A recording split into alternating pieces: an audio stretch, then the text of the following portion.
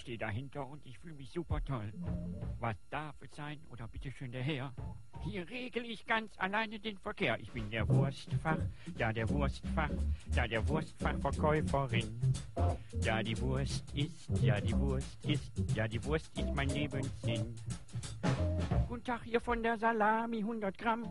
Moment mal, jetzt war aber ich erst dran. Bei mir an der Theke ist immer was los. Ich nehme von der da vorne und zwar so groß. Ich bin der Wurstfach, ja der Wurstfach, ja der Wurstfachverkäuferin. Ja die Wurst ist, ja die Wurst ist, ja die Wurst ist mein Lebenssinn. Die süße Vollwoche, die war scheiße. Ja, meinen Sie die grünlich-weiße? Ganz genau, ich musste fast kotzen. Hier, das Geld zurück, nur nicht motzen. Ich bin der Wurstfach, ja der Wurstfach, der Wurstfachverkäuferin. Ja, die Wurst ist, ja die Wurst ist, ja die Wurst ist mein Lebenslin. Dann ist leider schon Mittagspause, doch ich kann noch nicht nach Hause.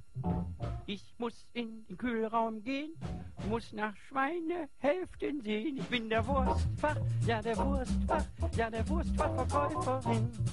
Ja der Wurstfach, ja der Wurstfach, ja der Wurstfachverkäuferin. Der Freund.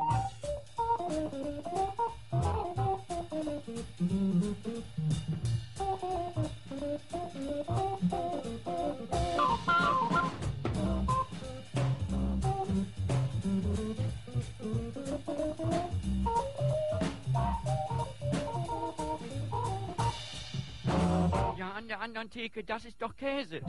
An der Wursttheke, da ist Bolognese.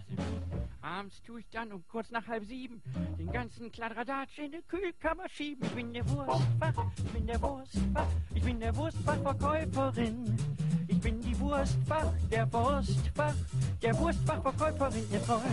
Ich bin der Wurstfach, ja der Wurstfach, ja der Wurstfachverkäuferin. Ich bin der Wurstfach, ich bin der Wurstfach, ich bin der Wurstfachverkäuferin.